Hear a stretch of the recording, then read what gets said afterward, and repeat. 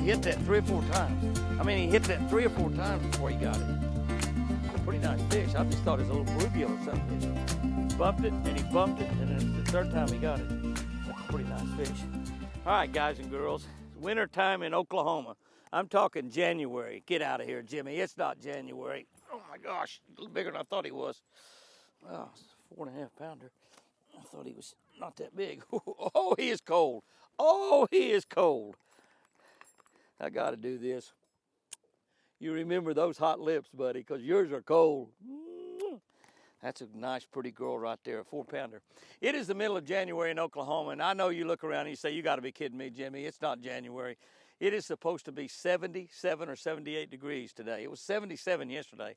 We have had a string of 2 or 3 or 4 weeks of temperatures that it's like at least above 50 every day, and not down to 32, maybe 31, 32 at night. And I'm going to slow roll a spinnerbait. I caught that one on a Jimmy Houston Legends. This is just a regular half-ounce Legends bait. 2 willow leaf blades, got a silver blade on the end. Jimmy Houston on the blade, I like that. Got my barb bent down. Half-ounce solid white, no trailer on it, no trailer. All I'm going to do is ticking the top of the grass. Now, we may slow roll down a bluff or 2 today also, I don't know. But I'm hoping to be able to catch a few slow rolling a spinnerbait. The bite has been extremely tough just about everywhere, it seems like. I went down to Lake O.H. Ivy and bombed out down there, fished with Jim Bob Basham and Josh Jones. And I mean, bombed out. Caught 6 fish one day. That's 2 of us caught 6 fish one day, 3 apiece. And the next day I had 1 bite and didn't catch it. So, but I think we can slow roll over the top of this grass to catch a few fish. I don't know how many. We'll see. We'll see. Slow, slow, slow. See how I'm turning that reel handle?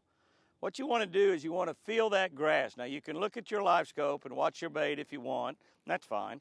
And watch it and get it right down there where it's ticking at the top of that grass. But you want to really develop a feel. You want to develop a feel so you get that bait and you just let her drop. And move your rod tip every now and then. Kind of make just a little bit of extra movement on that bait. But let it drop, let it slow, slow drop until you feel it tick that grass. Then you can speed up just a little bit, and you want it just to touch that grass occasionally. You don't want to feel grass all the way back necessarily, but just touch it occasionally. Just where it's down there where it gets into strike range, that if they're up close to the top of that grass. Now they can see that, and remember the grass down there, even though it may be matted and it looks really thick to us, it's like trees. The stems are coming up and it's like trees. So it's like picture being out in the trees, looking out the top of it, and you're seeing the top of the trees. But if you're down in the trees, you got plenty of room to walk in between the trees, and you can see see the sky. That's kind of what you think about when you're fishing grass. So you're ticking the tops of that grass with your spinnerbait.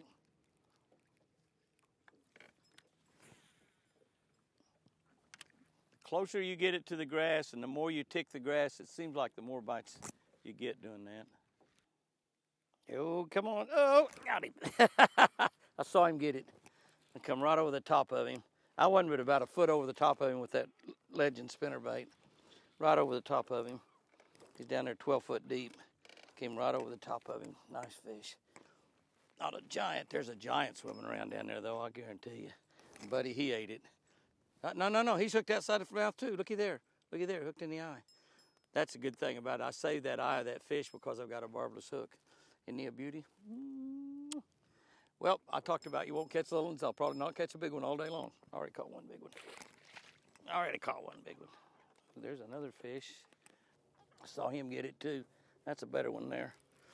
I saw him come up and get it. That's going to be a better fish there, I believe. Not a giant, but he feels pretty good. I saw him out there on my live scope. Spinnerbait and live scope. Pretty nice fish. Oh, yeah. Much better than them last 2. This is the size fish you expect to catch. Fishing in January. Oh, don't break your rod, Jimmy. Yeah. Come here, baby. Come here, baby. Ah! I saw one swimming bigger than that. That's a 5-pounder right there. That's definitely a, he's hooked in the mouth, too. That's the way you want your Legend spinnerbait. Yeah. Every time you see me on social media, on YouTube, Jimmy Houston Outdoors Fishing, or on television, Jimmy Houston Outdoors, I want you to see me taking a Legend spinnerbait or a Red Man spinnerbait out of a 5-pounder's mouth. That's what Ricky Clunn always said about Dean Rojas. Every time I see Dean on TV, he's taking that frog out of a 5-pounder's mouth. That is bigger than 5, that's almost 6. Jimmy, you're gonna wear their lips out. God, that's great. Wow. Golly. This is like heaven, you get a day like this. Find me another one, Scope. Find me another one. There he is. I jerked that grass off of there, and then as soon as I jerked the grass off, he got it. A little one. I think it's just a little one. Yeah, it's a little one. Even the little ones aren't bad, though. Not quite as little as I thought he was. Actually, pretty nice. 2.5 pound chunk. That's a nice one to put in a tournament live well just about any time. A good solid 2.5. I think it's a male fish, looks like. Pretty, pretty, pretty. I got in the grass. You see me a lot of times when you're fishing in that grass. And you do the same thing if you're fishing a lipless crankbait. Lipless crankbaits work good this time of the year too over grass. And but when you feel that grass, you feel a little. You want to kind of really pay attention to how your blades are vibrating, and what kind of weight is being pulled on there. And anytime that changes just a little bit, it means that you picked up a little bit of grass. Now you might pick up a big clump of grass. You might pick up just a little bitty clump. But when you do that, just jerk real hard. I jerk a lot better if I'm jerking to the right than to the left. When you do that, you get that grass on there, pop it like that, and it sort of explodes down there. You know, I've seen it on underwater cameras when you get a bait in the grass and you jerk it, and it jerks that grass off, and it's kind of like a little explosion. So you get down there and you want to drop that thing down. Water here is only 4 foot over the top of this grass. That's all. I've been catching them a little deeper over the top of this grass, 5, 6, 7 foot of water over the top of the grass. When you get down there, when you feel it getting that grass, you feel something a little bit different. You feel it ticket, or you feel a little bit difference in vibration. You've picked up a little blade of grass or a little piece of grass. Pop your rod like that, and it's sort of an explosion down there in the water. That grass just goes poof and explodes off of that bait. And a lot of times that's exactly when you get a bite. That's exactly when I got that bite right there. I popped that off, and I really didn't feel the fish hit. Once I popped it off and cranked, you know, he had loaded up on there, and I felt him shake his head a little bit, and I set the hook. But you sort of create a little mini explosion down under the water with that grass. That grass has got dirt on it, and so, you know, the dust and stuff comes off. I guess you call it dust if it's in the water. But there's one, a good one. Oh, I tell you, I've been raking this point. That grass comes way out here. It's got 10 foot tall grass with 8 or 10 foot of water over on the top of it. I'm sitting in 22 feet of water right here, 21.9. Yeah, it's a nice fish. And I've just been raking that bottom and scraping the top of that grass. Oh yeah, a giant, I mean a giant. Holy cow, golly, holy cow. Oh my gosh. Come here, baby. Come here, baby. I don't have a barb on there. Look at that fish. Oh, it's a giant. Oh man, barbless spinnerbaits. She's hooked good. A 6-pounder at least. Come here, baby. Don't you throw that hook. Don't you throw that hook. Oh, you can throw it now all you want. Woo-hoo-hoo. Oh my goodness. Oh my goodness, look at that. Oh, that's what I'm talking about. Golly. Holy cow. Oh, it's a 7-pounder. Every bit of a 7-pounder. Look how big her belly is. Oh my gosh, what a fish. What a beauty. Hey, it took several casts. I mean, slow. You got to get really close to the fish. I didn't see this fish on the scope. She came out of the grass. But look at the size of that critter. All right, baby, let's go back. Oh, look at that. Isn't that something? Wow. 7 pounds. Look at her. Look at her. Wow.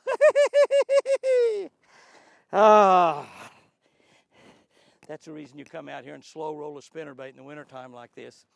When you got a really good place, and I was out on a point, I had a lot of water under the grass, a lot of water on top of the grass.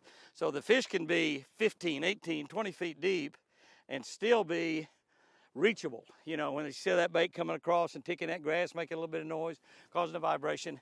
And then if they get up to the top of the grass, well, then they're very reachable, of course. So that's what we come out here for today. That made my day right there if I don't get another bite. Don't take that seriously, God. I really want some more bites. Yes! Oh, there he is. There he is. Right. I got him. Boy, I slow roll him plumb at the end of that. Plumb out at the end. Sitting down here relaxing, just having a good time. Another small one, about a 2-pounder. Come here, baby. Come here, baby dog. Oh, that might be the small one of the day. My 2 pounds went back to 1.5 pounds. Sorry about that. Look at that, though. Hey. All right, buddy. All right. Thank you. There might be a little school of them right there. Hadn't even looked down and see what it looked like on my locator. This is about the same size. That probably is a school. They're down there about 12 foot, just like where those great big ones were. There's nothing wrong with that fish. I mean, I'm not complaining. I'm just talking about some of the size that we've already caught. That's a nice 2.5 pound fish. Beauty. Yes. All right. All right. Slow rolling that spinnerbait right on the edge of a channel. All right. Let's see if we can get another one. Got him. I saw him come up the bottom, get it. Saw him come off the bottom and get it. Got a little deep area there, and he just come right up off that deep bottom. Ate my spinnerbait. Nice one, too. Not a giant, I don't think, but I just caught him right here, almost right under the boat. I was almost all the way back on the cast. Pretty wild. He's a pretty nice fish. Not as big as some of them, but a lot bigger than some of them, too. Get in the boat. Woo-hoo-hoo-hoo. Not as big as some of them, but pretty doggone nice. Look how chunky and fat he is. That's a gorgeous fish right there. You're a pretty rascal. That's the third one. That's I think that's like 10 bass I've caught at least, maybe 11. And that's the third one I've seen get that bait. I was watching right out in front of the boat. I didn't see the fish before I threw. I just watching my bait come back on my turret. I've got it set facing right straight forward. I throw forward and watch it and move it a little bit right or left if I need to. And just I come over kind of a little deeper spot there, like a little gully or something. That fish come right up out of that thing and grabbed it. Right by the boat. Slow rolling a spinnerbait in the wintertime. What is the best spinnerbait to use? Well, you know I'm going to say a Jimmy Houston spinnerbait, but I tell you, what I think is your best spinnerbait to use is a 1/2 ounce. Now, you can use a 3/4 if you're going to get down a little bit deeper quicker. You can use a little smaller one, but the one thing about a 1/2 ounce spinnerbait, this is a 1/2 ounce Legend spinnerbait, and we make this a 3/8 ounce also.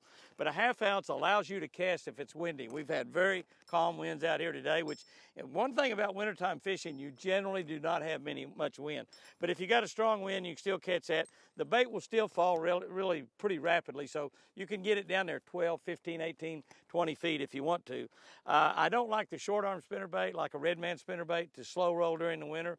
I want a blade that moves a lot of water. When I'm talking about a pretty good sized blade, and I've got 2 big willow leaf blades on this 1/2 ounce Jimmy Houston Legend spinnerbait right here. These blades are a size larger than what anybody else puts on their 1/2 ounce.